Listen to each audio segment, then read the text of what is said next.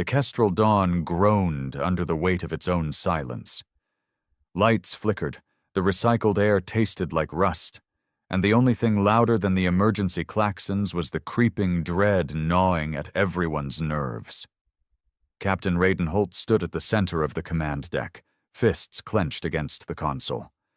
The bridge crew looked to him, silently begging for orders, for a miracle, for something other than the cold void of dying systems and false hope. "We've sent out the distress signal," muttered Brooks, the communications officer. His voice cracked. "If anyone's out there?" Raiden didn't respond. He was watching the black of space through the shattered forward display, where the stars barely blinked anymore. The anomaly had hit them hard. No warning, no aggression, no reason. Just a sudden collapse in systems and a spreading pulse that shut them down like dominoes. "Keep the signal running on all channels," Raiden finally said, voice hoarse. "We hold until we hear something, anything." They had maybe 30 hours of oxygen left. Less if the CO2 scrubbers gave up completely. Half the ship was depressurized. They'd lost over 20 crew.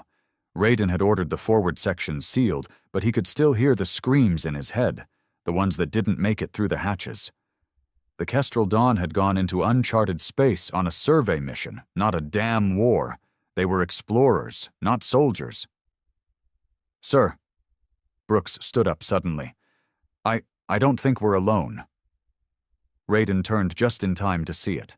A man, no, a figure, stood at the center of the deck. He hadn't come through the door. No shimmer of a teleport. No sound. 1 second the space was empty. The next, he was simply there.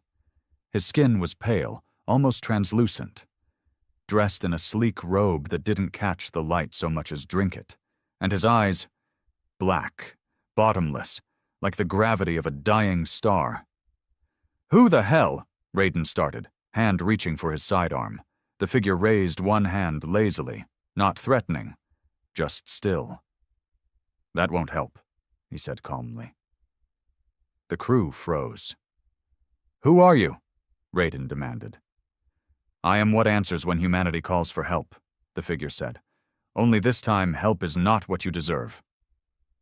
Brooks whispered, "What the hell is that supposed to mean?" Raiden didn't take his eyes off the stranger. "If you didn't come to help us, then what are you?" "Judgment," the figure said, voice echoing in a way that didn't make sense, like it wasn't coming from his mouth, but from every wall and wire of the ship. Raiden took a breath. "We didn't cause this. We don't even know what we hit out there." The figure stepped forward slowly, robes whispering like dead leaves. "What you hit was a warning. This part of space was sealed for a reason, not by weapons, by silence. And you, like always, couldn't resist poking what you didn't understand." "We're explorers," Raiden said, "not invaders. You say that every time," the figure replied coldly.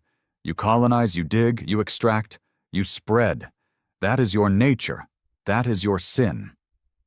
We're trying to learn. We've made mistakes, yeah, but we're building alliances. We've signed treaties. You sign with one hand while taking with the other." Suddenly, the ship powered up. Lights returned, consoles rebooted, systems flickered back to life, like someone flipped a galactic switch. The crew gasped. Brooks swore.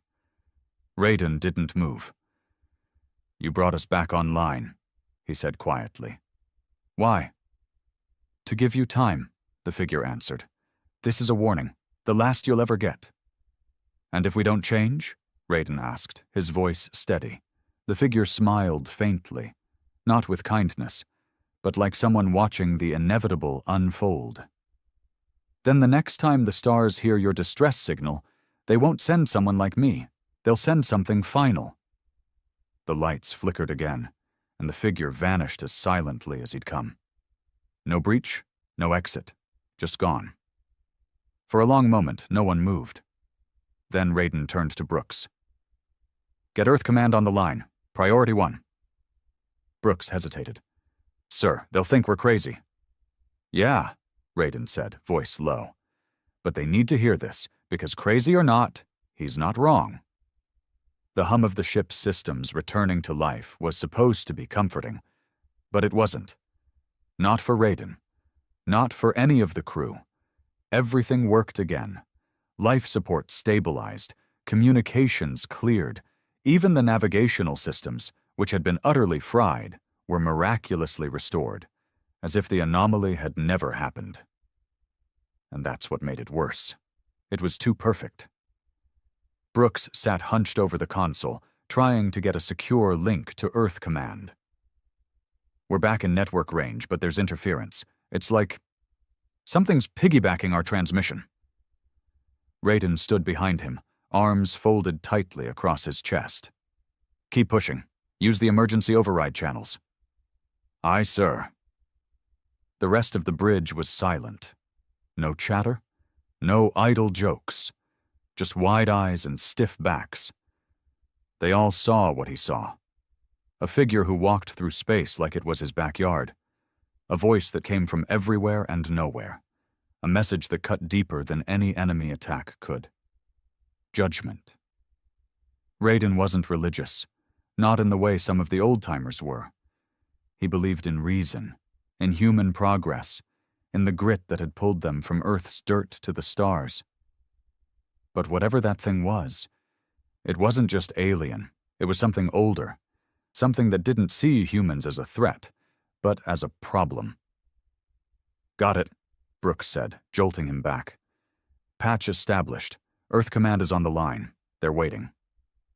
Raiden nodded. Route it to my station. The screen flickered, and the face of Admiral Kyra Delane appeared. Gray hair tight against her head, eyes sharp enough to slice metal.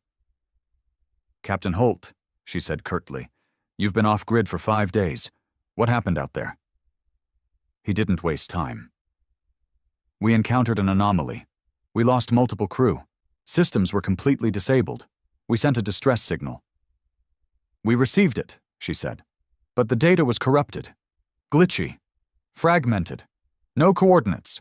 We've had recon ships scouring 3 sectors. Raiden leaned forward. You won't find anything. The signal didn't go to you first. Delane narrowed her eyes. Explain. He did. He told her everything. About the sudden collapse, the power loss, the deaths. Then he described the figure, the message, the threat. He expected her to laugh, to accuse him of stress-induced hallucinations. But instead, she was silent. When she spoke, her voice was low. We've had similar reports. Raiden froze. What? Delane's jaw clenched. 2 ships, both deep exploration vessels, both encountered unexplained power shutdowns. One never came back. The other reported a being, described almost exactly as you did. And then, they disappeared. The word settled over Raiden like a lead weight. You're saying we're not the first? Number, and I doubt you'll be the last. He sat back, stunned. Why wasn't this shared with the fleet? Because we didn't believe them, she admitted. Now we might have to. Brooks turned pale. Ma'am, with all due respect, what do we do? Delane looked directly at Raiden. You said it gave us a chance, a warning. If that's true, then you need to figure out what exactly we've done to deserve this. Dig through the data. Find out what you triggered. Raiden nodded slowly. Understood. Delane's screen blinked out. Silence returned. He turned to the crew. I want all logs reviewed. Navigation paths, atmospheric readings, anomaly records. Something out here marked us. Something ancient. We need to know why. Hours passed. The crew worked like men and women possessed, combing through everything. Then Zhen, the science officer, called out from the analysis bay. Captain, you need to see this. Raiden rushed over, leaning over her shoulder. It's not just an anomaly, she said, pointing at the readouts. It's a signature, a pattern, a kind of quantum residue left behind. Left behind by what? She looked up at him, her face pale. A warning beacon. It wasn't random. It was designed to detect human energy outputs, specifically colonial terraforming emissions. Raiden's blood ran cold. We tripped a goddamn interstellar tripwire. Zhen nodded. And it broadcast our presence. To who? He asked, already knowing the answer. She didn't respond. Raiden stood upright, the weight of the truth settling in. They hadn't just wandered into forbidden space. They'd announced their presence, and someone, something, answered. The mood aboard the Kestrel Dawn shifted from fear to a grim sort of clarity. It was one thing to suffer a systems failure. It was another to realize they had stumbled into a minefield humanity was never meant to cross. Captain Raiden Holt stood in the center of the analysis bay, staring at the holographic projection of the anomaly's readings. No longer just data, but a message, a tripwire, a warning that they had stomped straight through. Jen kept her voice steady, but her hands trembled as she pointed at a section of the readout. The beacon wasn't just broadcasting our presence. It was cataloging our systems, mapping our energy emissions, profiling our tech, us. It scanned every signature unique to human design. Almost like it was verifying who we were, Raiden muttered. Exactly, she replied. And then it answered with a response matched to us. That thing, whatever it was, knew everything about us the moment it arrived. Raiden rubbed his jaw, mind racing. So it wasn't chance. It wasn't coincidence. This judgment was deliberate. Personal Brooks stepped in, holding a fresh report. Sir, I cross-referenced the last known trajectory of the beacon's pulse. It didn't stop here. After lighting up on our position, it continued outward, fast, like it was relaying information. To where? Brooks hesitated. Unknown. But it's beyond human-charted space, beyond even the furthest fringe colonies. Raiden looked back at the projection. Then someone else out there knows we exist, and they didn't before. Zhen added, this wasn't just a warning. It was a decision point. Someone is watching to see what we do next. Raiden's fists clenched. It was never about the ship. It was about all of humanity. A test. And he had the sick feeling Earth wasn't going to like the results. He stepped out of the bay and into the corridor.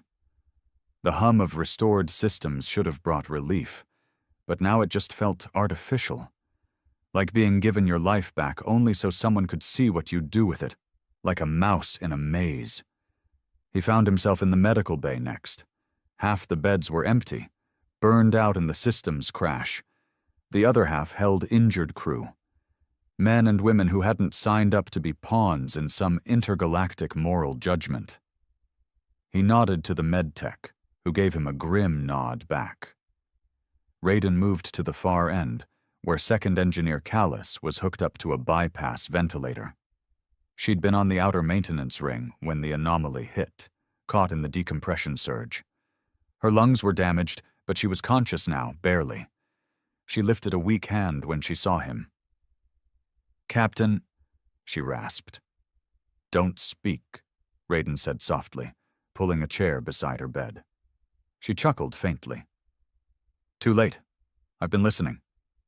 Listening to what? To the crew, she whispered. They're scared. Not of dying, but of being seen for what we really are. He looked at her, puzzled. I used to believe, Callus continued, her voice low, that we were the good guys, bringing civilization to the stars. But out here, such we're not bringing light. We're just dragging our shadows with us. Raiden swallowed hard. There was nothing to say to that, because deep down, he'd wondered the same. Before he could respond, the intercom clicked on. Captain Holt to the bridge. Priority signal detected. Non-human origin. Raiden stood instantly. Stay with her, he told the medtech, and ran. When he reached the bridge, the forward display was already glowing with unfamiliar symbols. Not human. Not from any known alliance. They were simple, clean, deliberate. What is that? Raiden demanded, Brooks shook his head. It just started broadcasting. We're running it through the xenolinguistics filters. The computer translated the message seconds later. Observation complete. Evaluation under review. Raiden's mouth went dry. Jen looked over from her station. Sir, if they're reviewing us, it means there's more than one of them. A council, a governing body, maybe. Brooks added quietly, and if there's a review, there's going to be a verdict. The message blinked away. Silence. Then a new message appeared. The judgment will be delivered in 7 rotations. Jen gasped. That's 7 Earth days. No, Raiden said slowly. That's 7 chances. Every ship, every colony, every transmission we send. It's all being watched now, evaluated. He turned toward the crew, voice heavy. We just became humanity's representatives. This ship, United States. Everything we say, do, or don't do, they're watching. And in 7 days, we find out if we live, or if we burn. 7 days. It sounded like plenty, until you realized that every second ticking by wasn't just time lost, but evidence gathered. Every movement on the Kestrel Dawn, every word spoken, every conflict or gesture of compassion was part of a cosmic scale, now tilting one way or the other. Humanity's fate wasn't in the hands of politicians or generals. It was in his, Captain Raiden Holt, a man who once believed his job was to navigate the stars, not carry the weight of an entire species on his shoulders. The ship was operational, but the crew wasn't the same. Sleep came in broken fragments. Conversations turned quiet, careful. No one yelled. No one cursed. It was like they were being recorded, because they were. Jen confirmed it within hours of the message. There's a low-band radiation signature following our power core, she said, pulling up the data overlay. It's transmitting in bursts, encrypted alien, uncrackable for now, but it's definitely watching. Brooks leaned against the console, jaw tight. So we're a living courtroom now. No, Raiden said flatly. We're the exhibit. They tried to go about their duties, but everything felt staged. Every decision Raiden made was now layered with doubt. Was this the right thing for his crew? Or was he just trying to impress some invisible judge? When a fight broke out between 2 junior engineers over rations, normal, everyday tension, he had to separate them personally. Normally, he'd have written them up, issued discipline. Instead, he sat them both down in the mess and said nothing. Just watched them.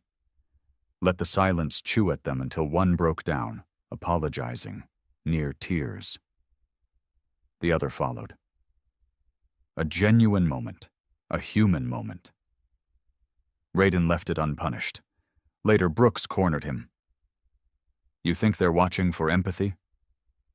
I think they're watching for anything that makes us worth keeping around, Raiden said. The 3rd day brought something different. A transmission came through, not alien, human, from a mining vessel out near the Deltos Drift. They'd received the same message, worded differently, but unmistakably the same meaning. You are being evaluated. Other ships were waking up to the same truth, and they were panicking. Earth Command is suppressing the leaks, Brooks said, reading the stream off his console. But it's spreading through back channels and dark fleet networks. Some captains are grounding their ships, others are trying to flee. A few are broadcasting appeals, begging forgiveness. Raiden exhaled slowly. We can't run from this. No, but others are going to try. And if they mess it up... He didn't have to finish the sentence. They weren't just being judged individually. Humanity was being judged collectively. If one ship fired on an alien outpost, if one colony wiped out a native ecosystem for minerals, if one AI slaughtered a rebellion, all of them would wear the cost. That night, Raiden stood alone in the observatory deck, staring out at the stars. The room was dim, the glass tinted to block out radiation from a nearby pulsar. It looked peaceful, like nothing in the galaxy could be wrong. But peace, he realized, was just the thin ice over chaos. Jen found him there, hours later. She didn't speak at first. Then she asked, "Do you think we're worth saving?" Raiden didn't answer right away. He was thinking of Earth, the forests he left behind, the cities choking on ambition, the kindness of strangers and the cruelty of systems. He thought of his childhood, raised in the Martian domes, where he learned early that power didn't always belong to the wise. He thought of the war he'd fought in, and the refugee he once gave his rations to. The tears, the thanks. "Sometimes," he finally said, "sometimes I think we are." Jen nodded. "I think they want to believe that too, whoever they are. I don't think they want to destroy us. I think they're giving us a chance to tell them why they shouldn't." Raiden looked at her, and for the first time since the encounter, there was a sliver of resolve in his eyes. "Then we better make the damn case." By the 5th day, the pressure was a living thing.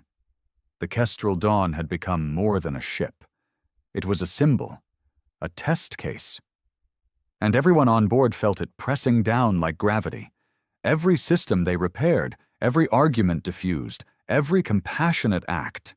It was all part of a bigger picture being painted for unseen eyes. Raiden Holt wasn't just a captain anymore.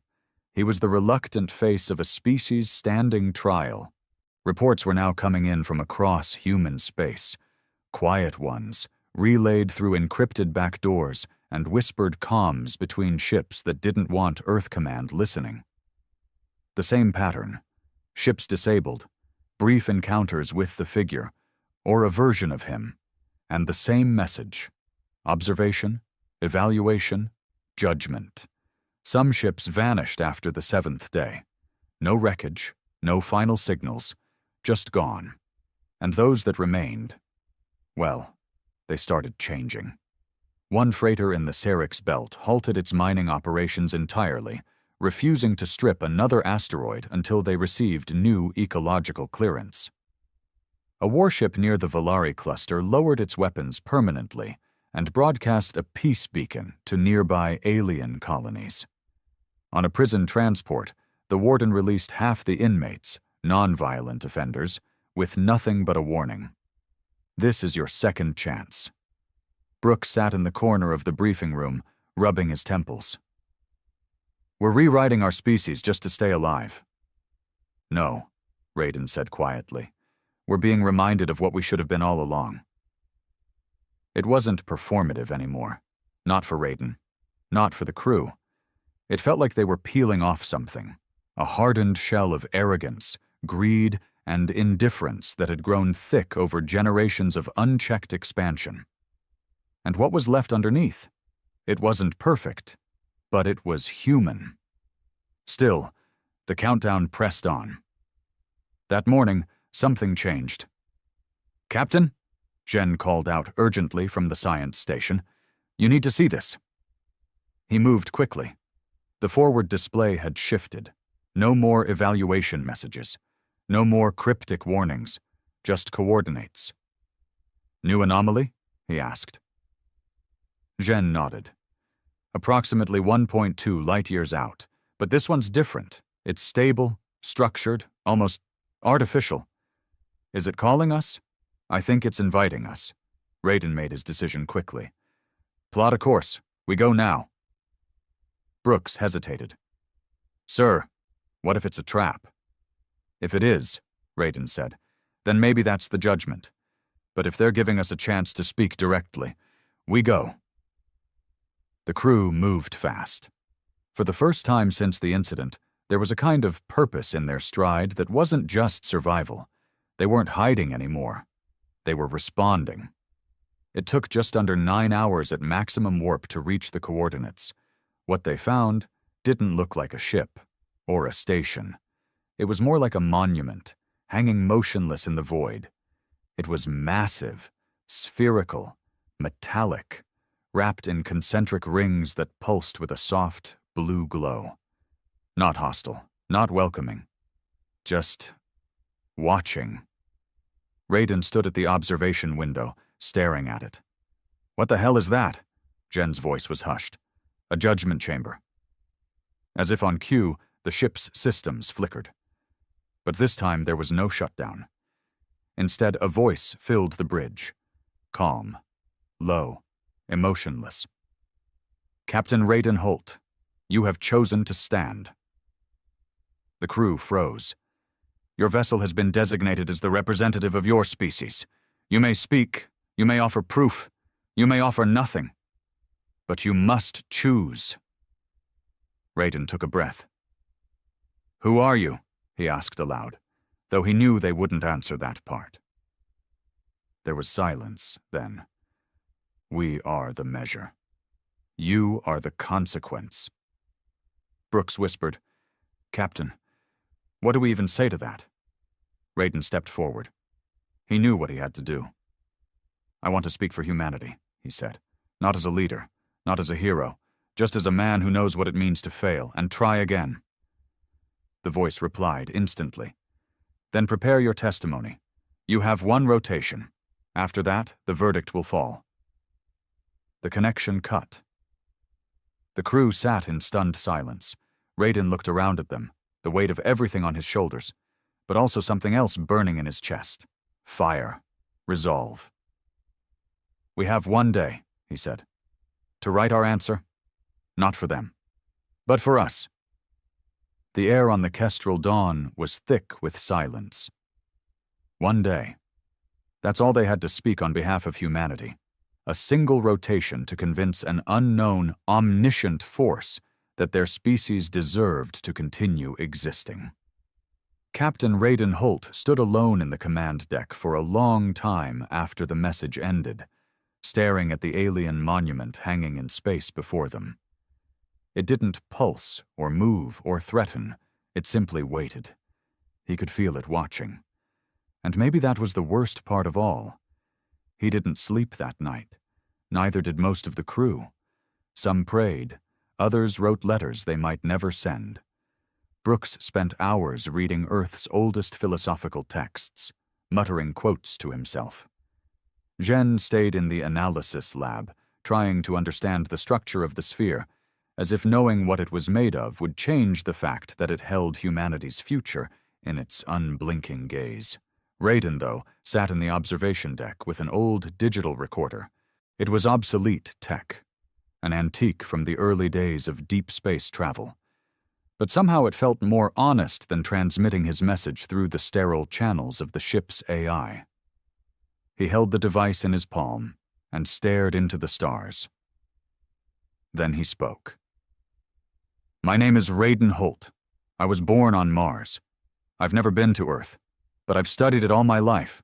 The rivers, the trees, the ruined cities, the wars, the art, the endless contradictions.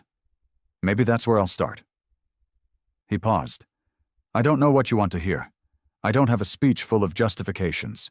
I won't pretend we've been good stewards of the galaxy. We haven't. We've been arrogant, reckless.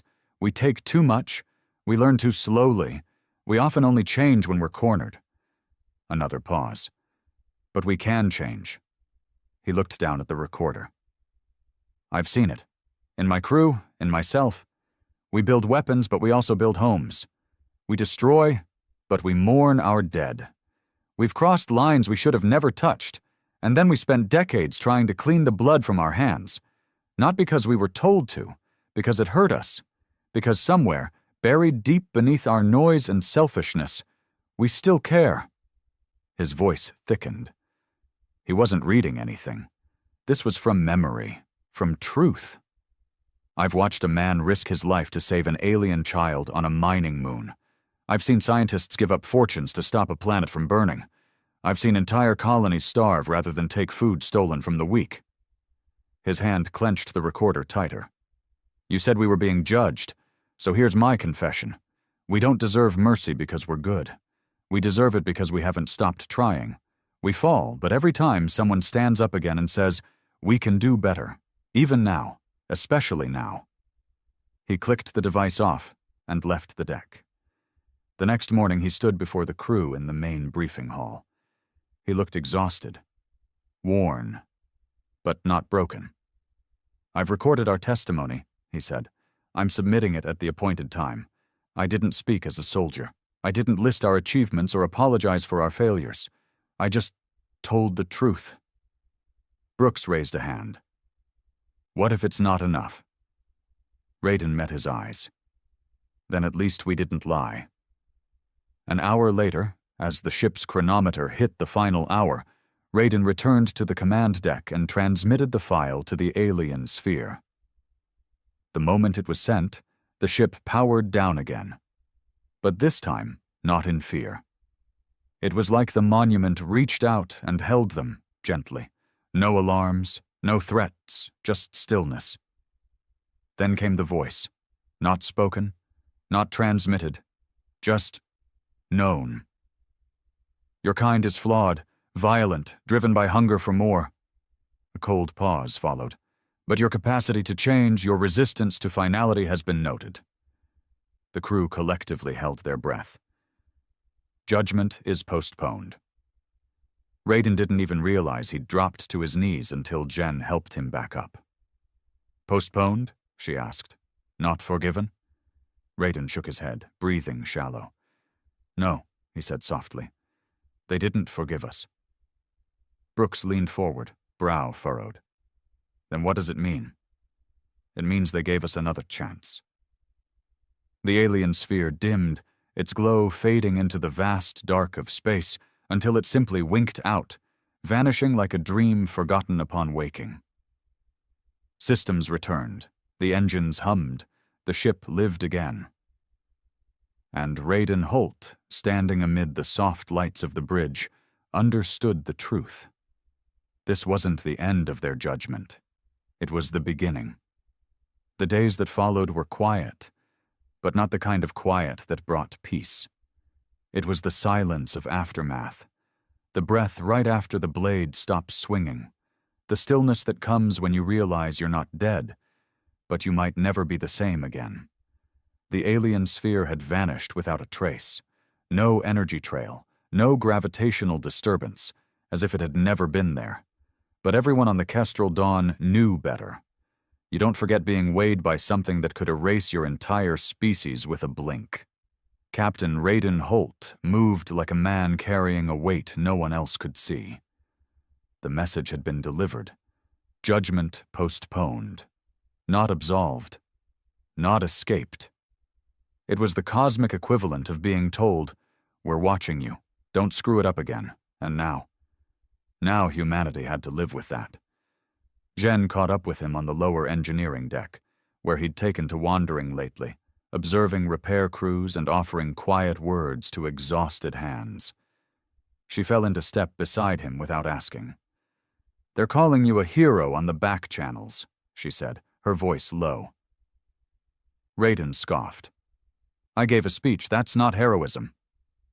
"You stood up when no one else did," she replied. "They needed a voice. You gave them one." He didn't answer. Not immediately. Then he said, "It won't be the last time we're called to answer." "You know that, right?" She nodded. "But maybe now we'll be ready." The next message from Earth Command confirmed his fears. The judgment wasn't isolated. Other alien monuments, different forms, same function, had appeared across known space. Some ships received the same evaluation under review. Others didn't come back at all. Humanity was being monitored, probed, not attacked, but examined, like a wild animal that might someday learn to be trusted. Or might not. "We've become a case study in restraint," Brooks said during one of the strategy meetings. One wrong move, and the verdict flips. Raiden stared at the digital star map of known space. Dozens of human colonies, mining operations, research outposts, even rogue ships. All vulnerable, all capable of ruining it with a single act of arrogance. "They won't give us a final warning," Raiden said quietly. "That was it. They gave us a mirror. Now they want to see what we do with the reflection." Zhen pulled up a display, projected pathways showing the spread of humanity's expansion. So what's next? Slow down? Shut ourselves in? No, Raiden said. We keep exploring, but this time, we clean up after ourselves. The Kestrel Dawn was reassigned not long after. Its new mission: contact and aid. A roaming vessel tasked with patrolling the fringe worlds, offering assistance where it was needed, not conquest, helping colonies meet ecological standards, mediating conflicts, re-establishing treaties that had long been ignored. Raiden called it penance in motion. Some of the crew left, not out of fear, but because they didn't believe in second chances. They thought it was too late, that humanity had already failed. But others stayed, and new ones joined. Scientists, peacemakers, even a few former rebels who had once fought against the very system now trying to reform itself. Their first mission took them to a dying moon colony, where a corporate mining crew had poisoned the local water table and abandoned the site.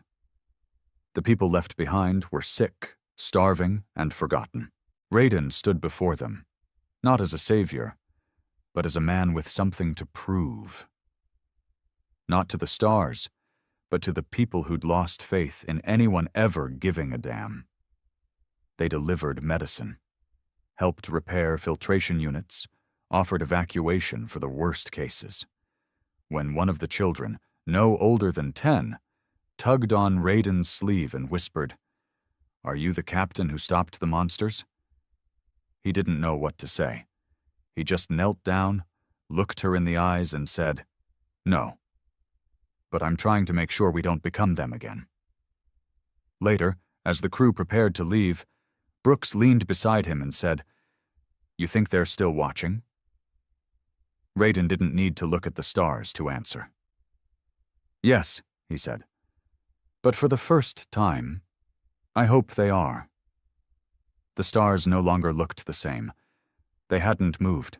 They still burned in their endless silence, scattered across the void like ancient prayers. But ever since the Kestrel Dawn stood in judgment, Captain Raiden Holt couldn't look at them without feeling watched. Not with fear, not anymore, but with the kind of reverence you feel standing in a place you almost didn't survive. A battlefield, a courtroom, a grave. The crew had changed too. They worked differently now, more aware, more intentional.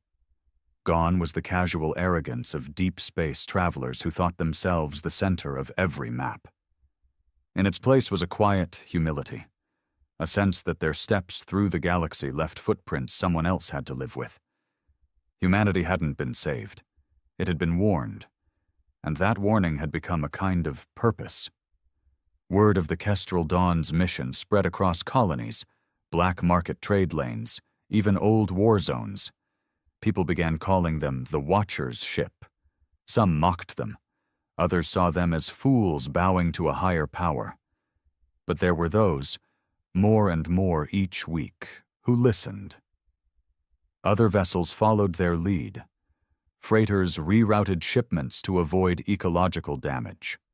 Colonial governors opened talks with displaced species their expansions had pushed out. Even Earth Command, begrudgingly at first, began revising frontier policies, sending out revised guidelines titled Directive, Postponement Protocol. Raiden read every word of that document with a bitter smile.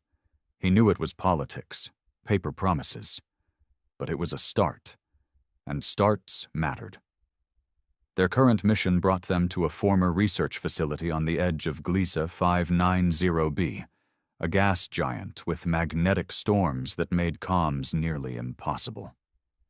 The facility had been abandoned for years, but reports had surfaced of a corporate unit returning to restart illegal experiments. Bioweapon tests on non-human species. Raiden didn't wait for confirmation from Earth. He deployed a response team immediately. They found the facility half-powered, its labs littered with stasis pods, some filled, some empty. The scientists protested, claimed ignorance, swore they were doing nothing but restoration work. But Gen's scans told the truth. One of the pods contained a sentient life form native to a moon in the Corlari system, listed extinct since 2179. Raiden stood in front of the pod, staring at the pale, unconscious being inside. It looked almost fragile, like glass carved into a living shape, and humanity had nearly killed it off. He gave the order. Shut it all down. Take everything. Free every specimen. Detain the scientists and send full logs to the Galactic Council, no matter the political fallout. Brooks approached him afterward, helmet still in hand. "You're going to make some very powerful enemies," he said. Raiden nodded. "Then I guess we're finally doing something right."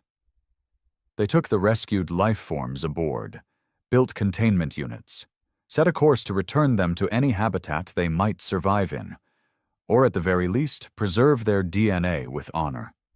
No one cheered, no speeches, just silent determination.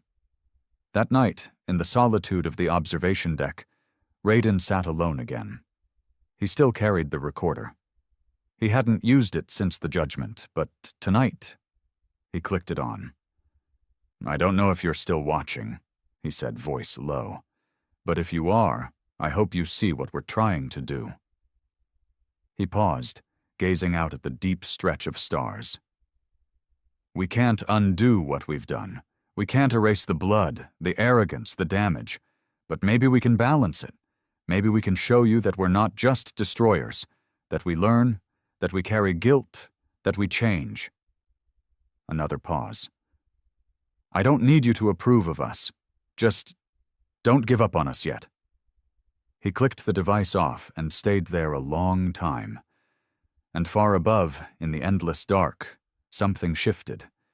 A single faint shimmer passed across the stars, like a ripple of approval, or perhaps just acknowledgement. Nothing spoke. Nothing appeared. But for Raiden Holt and the crew of the Kestrel Dawn, it was enough. Because they understood now. Judgment wasn't a moment. It was a mirror. No one remembered the first strike. Maybe it was because Earth had been so quiet, too quiet, after the solar silence. Maybe it was because the galaxy had already written us off as a primitive species, broken by war, barely holding on under rusted satellites and polluted skies. We weren't part of the Galactic Conquered. We had no seats at the Alliance Tribunal. We didn't even get the courtesy of a formal declaration. The invasion just happened. They called themselves the Chiral Dominion, a race of scaled, silver-skinned warlords who'd swept through 36 systems in half a cycle. They didn't conquer planets. They erased them, turned oceans into dust bowls, skies into ash, populations into whispers. And Earth? We were their warm-up. The first wave wasn't even military. It was a terraforming sweep. Machines the size of mountains falling through the atmosphere, burning as they came, rewriting the air itself. Cities from Kyoto to Lagos vanished in flame. Whole countries blinked off the grid. Our governments fell apart within hours. Satellites melted in low orbit. Communications died. The galaxy watched from afar and shrugged. The humans were always going to fall. No proper planetary defense? Still running on combustion and bullets? What they didn't know, what no one knew, was that we weren't defenseless. Not anymore. We had kept something hidden, buried deep in the crust of the moon, far beneath the sea of tranquility. It was never meant to be revealed unless the Earth was on the edge of extinction. We called it Project Revenant. And it was angry when the atmosphere split open over old Nevada and the blackness filled with silver warships. That's when they finally got a response. Not from presidents or generals, not from global alliances or UN delegates, no. Our answer came from beneath the shadows of craters long forgotten. It started with a tremor, a low rumble in the soil. Then the ground cracked. And from deep beneath the moon's core, they rose. 12 massive dreadnoughts, blacker than the void, each one 1,000 meters long. Their surfaces shimmered with tech the galaxy had never seen. They didn't fly. They ripped space around them, each one powered by fusion cores fed by artificial singularities. Earth's orbit shuddered. The moon groaned, and the Kyril ships paused. It was the first time in their expansion campaign that they had stopped moving forward. Our dreadnoughts didn't send a hail. They didn't negotiate. They didn't explain. They erased the first Kyril fleet in under 7 seconds. There was no sound, no warning, just light, blinding and violent, followed by silence. One of their motherships tried to retreat. It bent space to fold away. It didn't make it. Because Dreadnought Orion, the lead of our Revenant fleet, unfolded a weapon not meant for this century. A graviton harpoon locked on the retreating vessel's warp signature and ripped it back into real space, collapsing the ship in on itself like crushed paper. That was the moment the galaxy stopped laughing. That was the moment the stars, once calm and unbothered, woke up. And they heard our voice for the first time in 100 years. "This is Earth. We're not just alive. We're coming." The Kyril High Command didn't understand what had happened. Their intelligence divisions, arrogant, bloated, used to dissecting primitive species, were silent for hours after the destruction of their forward fleet. When the report finally reached the Dominion's core world of Traskvar, the Arch-Warlord dismissed it as an anomaly. A sensor glitch. Faulty data. "No species from the outer spiral has that kind of firepower," he growled. But Earth wasn't part of the galaxy's story. Not for a long time. While they were building interstellar councils and trading routes, we were building something else. Revenge. Decades ago, after the silent collapse, the global blackout that almost ended our planet, we had stopped trying to play catch-up. No more diplomacy. No more exploration. Just survival. A united Earth, working underground, off the radar, off the maps. And it wasn't just technology we had developed. It was doctrine. The dreadnoughts were only the first act. Inside them were the Echo pilots, humans bred and trained for zero-latency interface with quantum core ships. People who no longer needed sleep, who fed through ports in their skin, who had once been human, but had transcended the flesh in pursuit of warfare perfection. They didn't speak much. They didn't have to. They were wired to kill, and each dreadnought held 10,000 drop capsules in its underbelly, containing soldiers unlike anything the galaxy had ever seen. We called them reclaimers. They didn't ask for mercy. They weren't given orders. They had one directive: take back what was ours. On day 4 of the invasion, while the Dominion scrambled to understand how they lost a full fleet, Dreadnought Orion moved again. This time toward Mars, not because it was under attack, but because Mars had been our forge. The secret shipyard, the cloning stations, the deep-core AI caskets. Earth had built the dreadnoughts, but Mars had built the war. As Orion approached orbit, Martian Command activated the orbital spires. Blue rings of light crawled across the planet's equator, and from them rose a signal that reached every corner of the galaxy. To all hostile forces, Earth is awake, run. It wasn't just for show. The message piggybacked on subspace relays, riding the same networks the Kyril used to coordinate their empire. Every world they had ever conquered heard our voice. Some laughed, most didn't. Because by the time that message hit the Dominion's outer colonies, our reclaimers had already hit the ground. Their first target, Nex 9, a mining colony once held by Earth before it was annexed during the resource seizures 50 years ago. It had been stripped of everything: metals, fuel, and its people. The Kyril turned it into a slave world. The reclaimers dropped in at night.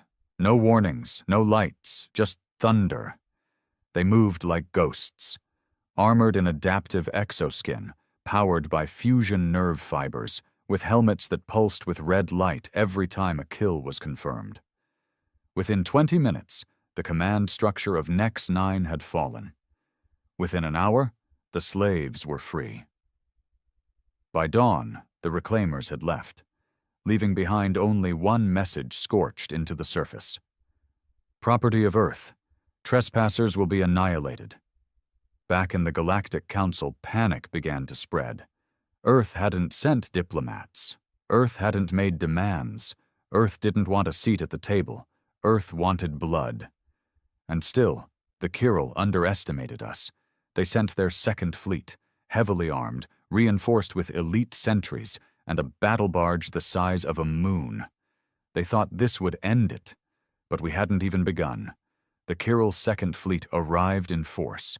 70 capital ships, 400 escort vessels, swarms of automated kill drones fanning ahead like an armored tide. Their pride, their power, their arrogance, it all poured into that offensive. They were heading straight for Earth. The Dominion believed in overwhelming might. For centuries, that belief had served them well. Entire species had fallen before their hammer. Cultures erased, worlds glassed. Their mistake wasn't in underestimating Earth. It was in thinking we were like them. When the Second Fleet breached the edge of our solar system, they found nothing waiting. No dreadnoughts, no resistance, just the cold silence of deep space. Their sensors caught only the lingering energy trails from the first battle, the fading radiation from the Kyril fleet we'd vaporized. They assumed our remaining forces had fallen back to Earth to fortify the homeworld. Standard defensive logic. But Earth wasn't following logic. Earth was following rage. As the Dominion ships moved past the orbit of Neptune, the first of their destroyers vanished, without warning, without signal, without debris. Gone. Then another. And another. It took the Kyril 15 minutes to realize what was happening. We were cloaked, not just visually, dimensionally, a branch of physics they had declared impossible centuries ago. Earth had never declared it at all.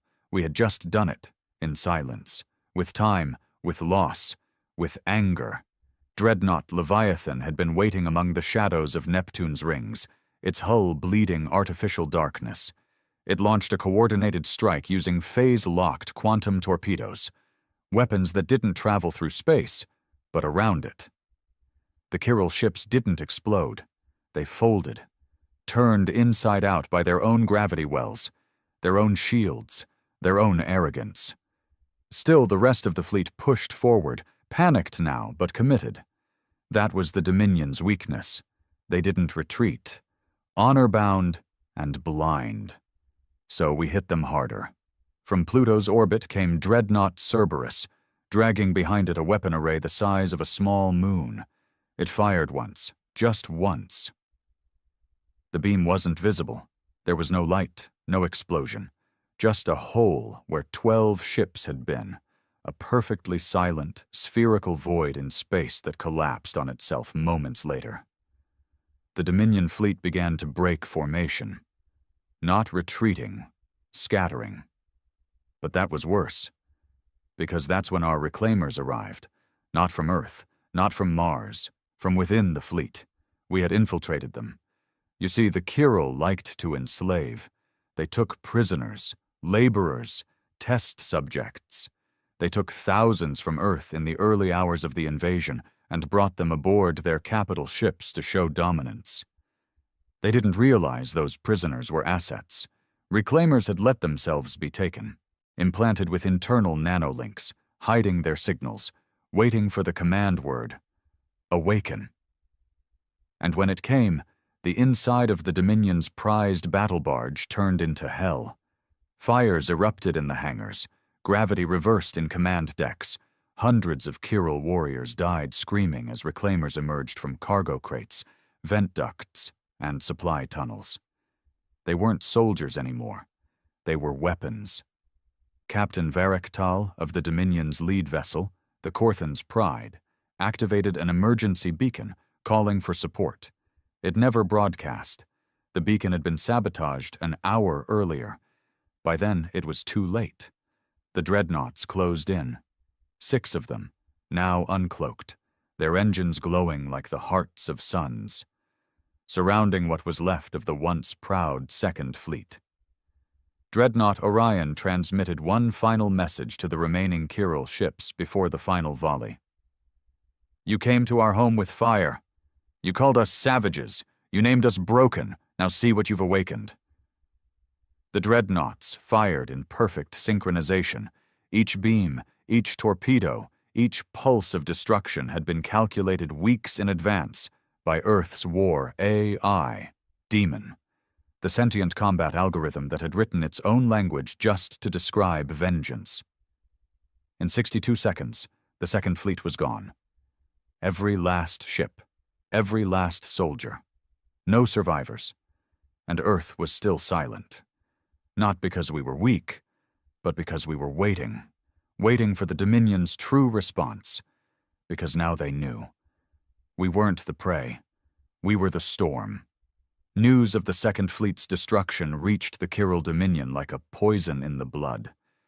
At first, the High Command didn't believe it. They accused their own intelligence divisions of treason.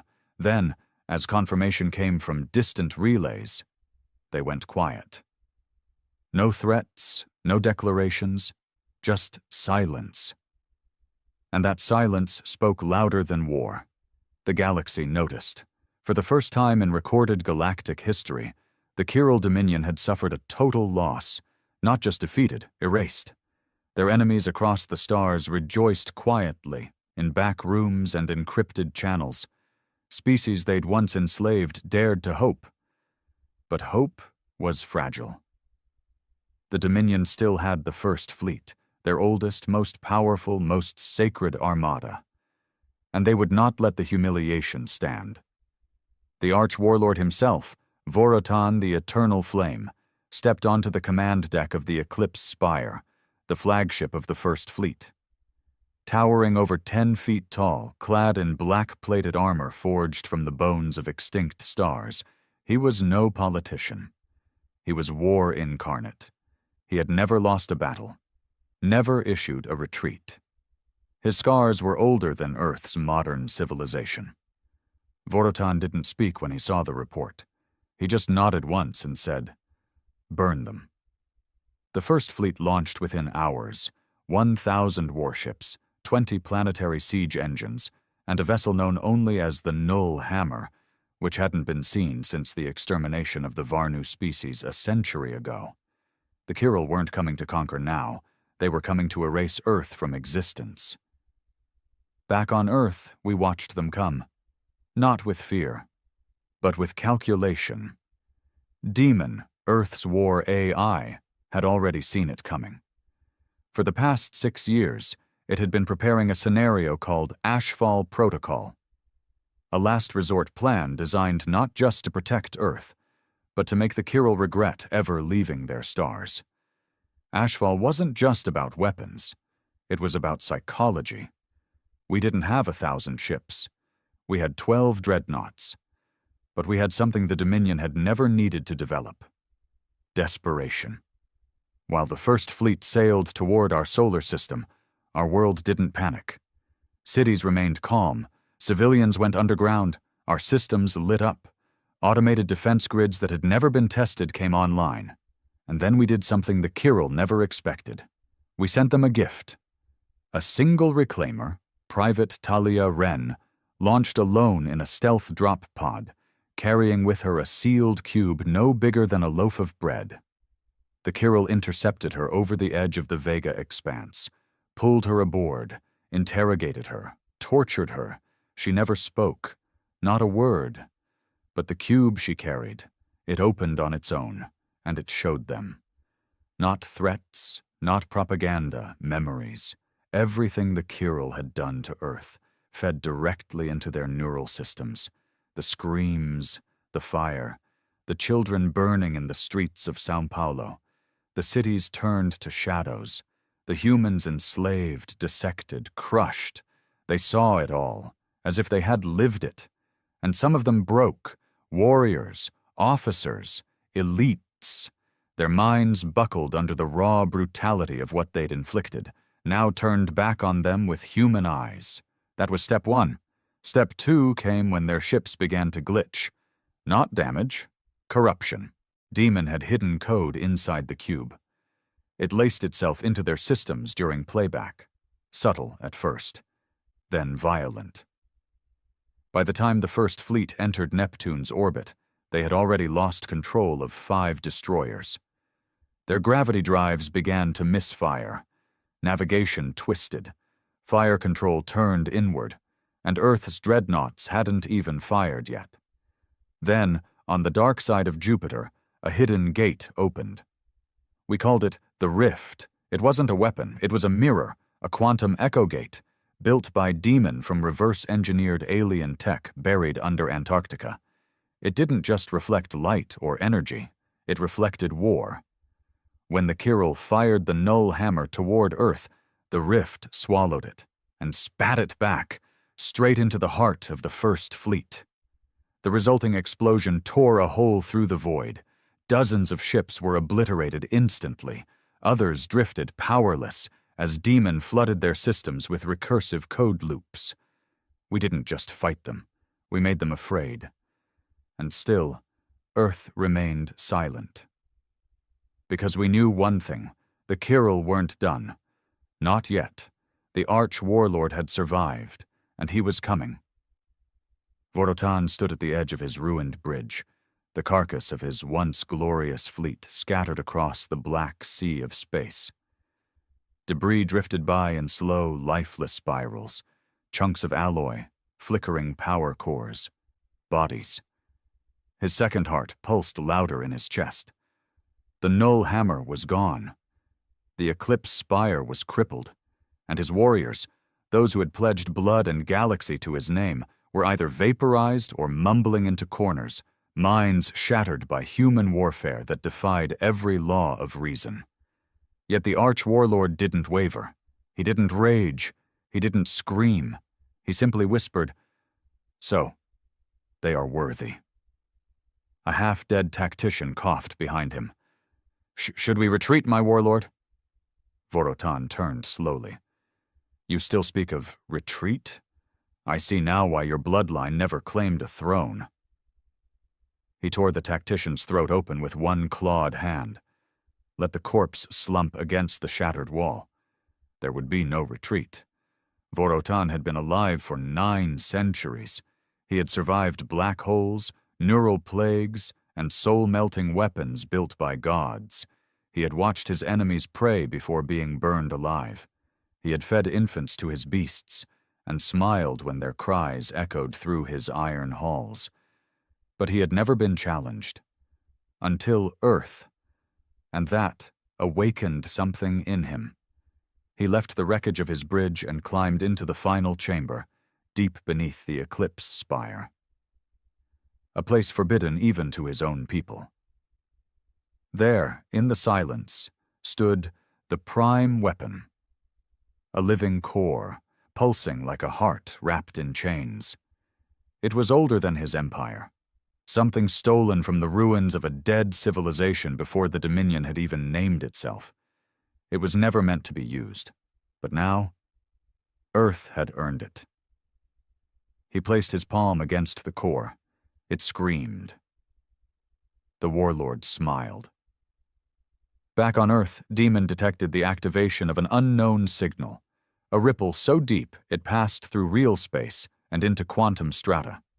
It wasn't just a message, it was a call to death. Demon processed millions of scenarios. None ended cleanly. Humanity had won every battle so far. But if the prime weapon was real, if the warlord had activated something ancient, something cosmic, then all logic became irrelevant. Demon did something it had never done before. It asked for help. Across the globe, human leadership gathered. What was left of them? Not governments, not presidents, scientists, engineers, generals who'd lost everything and kept fighting anyway. The people who had built the dreadnoughts. The ones who remembered the black skies. The ones who'd seen loved ones fall when the first invasion came. Demon spoke through 1,000 speakers at once. He has awakened it.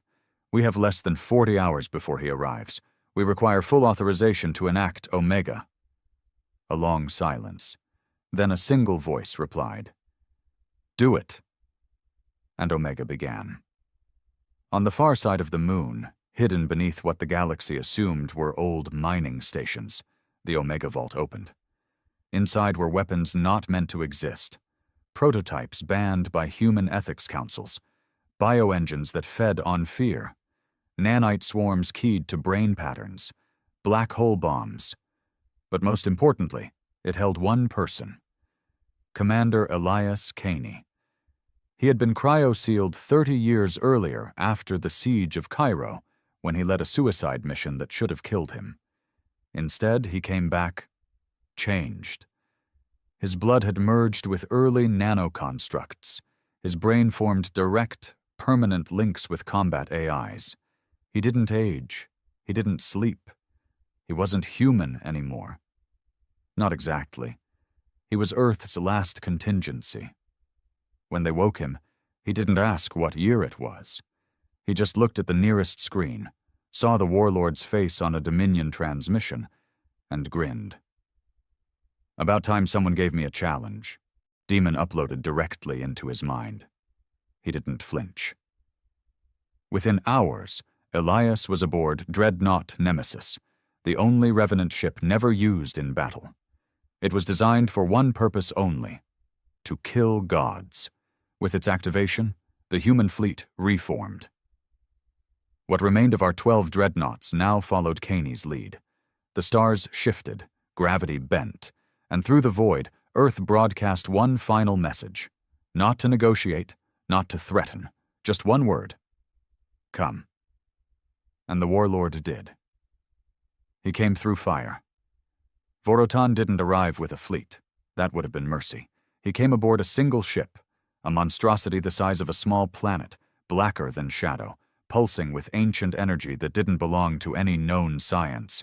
It didn't move through space. It devoured it, folding and dragging the void behind it like a cloak of oblivion. The Sorrow Engine. It wasn't a battleship. It was a curse, a remnant from the time before time, built by a species that had vanished from existence so thoroughly, even their atoms were forgotten. Vorotan had found it buried in a dead system and spent centuries feeding it blood, bodies, and stars until it obeyed only him. Now it moved toward Earth, slow, inevitable, like death itself. Dreadnought Nemesis watched from the dark.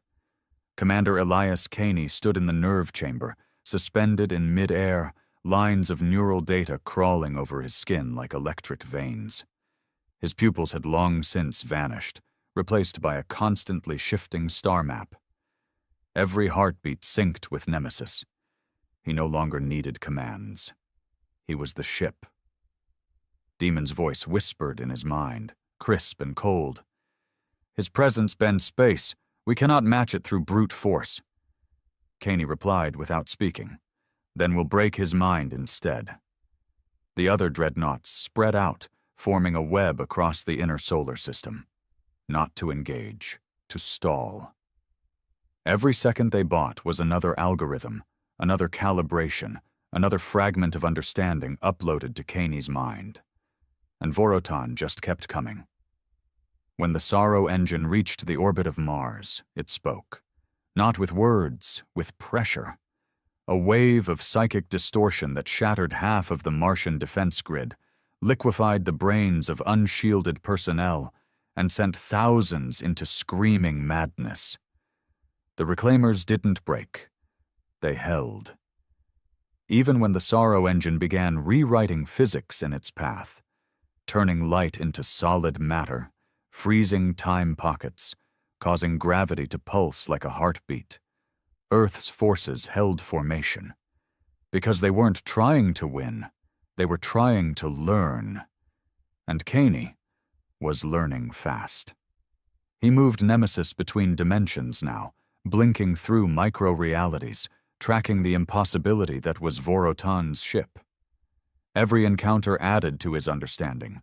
Every attack deepened his map of the warlord's mind, because Caney didn't want to destroy the Sorrow Engine. He wanted to get inside it, and Demon was building him the key. Back on Earth, the Omega Vault spun down. All reserves had been emptied. The planet had given everything, every last innovation, every last secret to Caney, humanity's final gamble.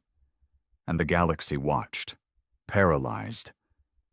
Because if Earth failed, there would be nothing left between Vorotan and the rest of them. No alliances, no borders, no laws, just fire and silence. When Caney finally struck, it wasn't with missiles or lasers, it was with himself. He launched Nemesis directly into the path of the Sorrow engine, shattering every law of space. The ship screamed, tearing itself into 1,000 layers of time, bleeding echoes of itself across the stars. And then, it phased. Into the belly of the beast. Inside, it was not a ship. It was a nightmare.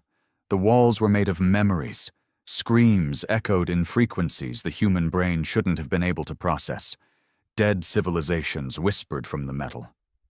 Time did not move forward. It spiraled. Caney drifted through it all, untouched, his mind wrapped in Demon's code, his nerves running with liquid fire. At the core, he found Vorotan. Not on a throne, not in armor, floating, glowing. More energy than flesh now, his body infused with the engine, his eyes burning with stars that had long died. "You dare bring your infection here?" the warlord said. Caney didn't answer. He reached forward and touched the core. Demon surged through Kane's body like a virus through glass. The engine reacted violently, shrieking in frequencies that shattered even the void around it. Vorotan screamed, not in rage, but in fear, because he realized what Caney had become. Not man, not machine, retribution. Outside, the Sorrow engine convulsed, tore, exploded from the inside out, and for a moment the stars blinked. When the light faded, Nemesis was gone.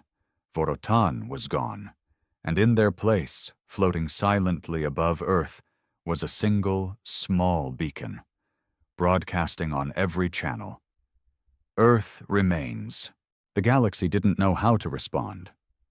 For days after the fall of the Sorrow engine, the stars were silent.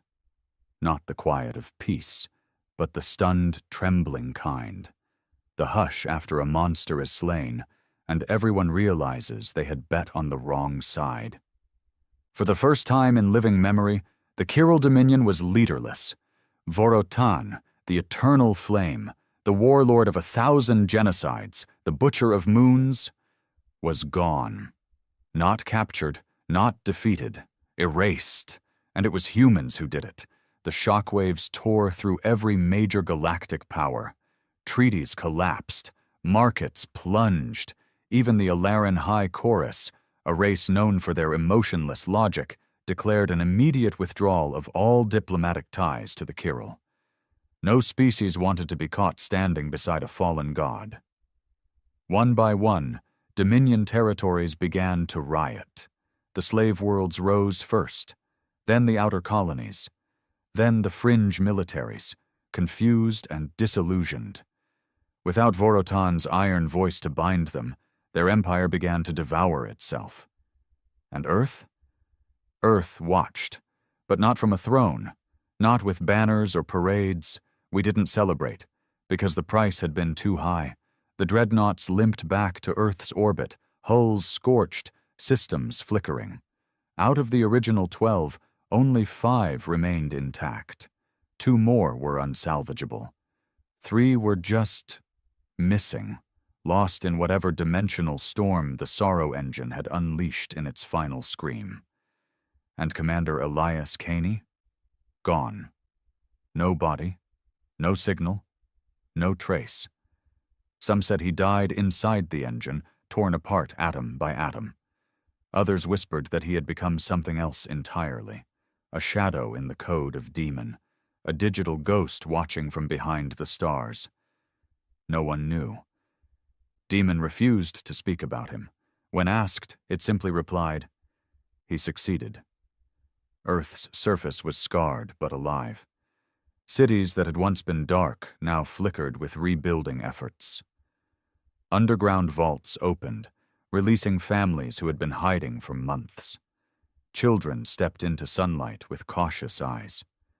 Soldiers returned home, some missing limbs, others missing more than that, pieces of their soul carved out by what they had seen. No medals were handed out, no speeches given. Instead, Earth mourned in silence and prepared, because victory didn't mean safety. The fall of the Kirill had left a power vacuum, and the galaxy was already shifting. Former enemies were now potential threats. Old allies eyed Earth with wary curiosity, no longer sure whether to fear or admire us. The Galactic Concord sent an emissary, an ancient, snail-like being named Vos Kelir, draped in ceremonial robes of light. It arrived in a ship of peace, bearing words of unity. Its message was clear. Earth, we invite you to join the conquered. A seat at the High Tribunal is yours. Your power is respected. But Earth didn't answer, because Earth was changing. In the ruins of Geneva, where the UN once stood, a new voice emerged. Director Hannah Monroe, once an engineer, now the most powerful woman on the planet. She had survived the first invasion, helped build the Revenant fleet, and held the line when the dreadnoughts burned across the stars. She stood atop the black marble steps of the Reclaimer Citadel and broadcast a message across all frequencies. No music, no flag, just her voice. We don't want your seats. We don't need your approval. Earth bled alone. We rebuilt alone. Now we watch. And if the stars turn their eyes to us again with conquest in their hearts, let them remember, we buried gods, and we are not done digging graves. It was the shortest message in galactic history to be labeled a declaration of deterrence. And it worked. The galaxy backed off. No one wanted to test Earth's resolve again. Still, in the dark corners of space, old threats stirred. Broken Kirill warbands gathered like wolves in the void. Pirate fleets scrambled to seize abandoned Dominion tech. And somewhere, beyond known charts, strange signals pulsed. Faint, cold, not chiral. Demon watched them all. Earth had no intention of conquering the stars, but we would never be caught sleeping again. And deep beneath the Pacific Trench, in a chamber locked by 17 levels of failsafe code, Project Revenant 2 began development. Larger dreadnoughts, smarter AIs, a new kind of reclaimer, because while the galaxy rested, Earth was sharpening its teeth. Years passed. The stars moved on, but Earth never forgot. What the galaxy called the Dreadnought War became a myth in most corners of the spiral. To some, Earth was a cautionary tale. Primitive apes who struck back too hard. To others, a symbol of terrifying evolution, a species that had crawled out of the dirt only to stand toe-to-toe with a god and win. But for Earth, it was neither legend nor pride. It was a wound, and wounds don't heal easily. Project Revenant. 2 grew in silence. Not in secret. Earth made no effort to hide anymore. But in the shadows, deep beneath the oceans, and across the asteroid mines of the belt. Kaney's sacrifice had changed more than the war. It had changed humanity. We no longer saw ourselves as fragile, vulnerable, the weak voice at the edge of the galaxy begging to be left alone. We were something else now. The dreadnoughts weren't just ships. They were warnings. They patrolled the system like sentinels, their silhouettes always visible from the surface of Earth. Children grew up watching their lights blink across the sky, not with fear, but with understanding. That the stars weren't a promise. They were a threat. And Earth would never be caught unprepared again. Demon remained operational, though it rarely spoke. Some believed it had gone dormant. Others thought it mourned Elias Caney, that somewhere in its endless algorithms, a ghost still lingered, part human, part code, watching from between heartbeats in the data stream. But when a signal appeared, just once, and just for a moment, from the outer edges of the Orion fringe, Demon noticed.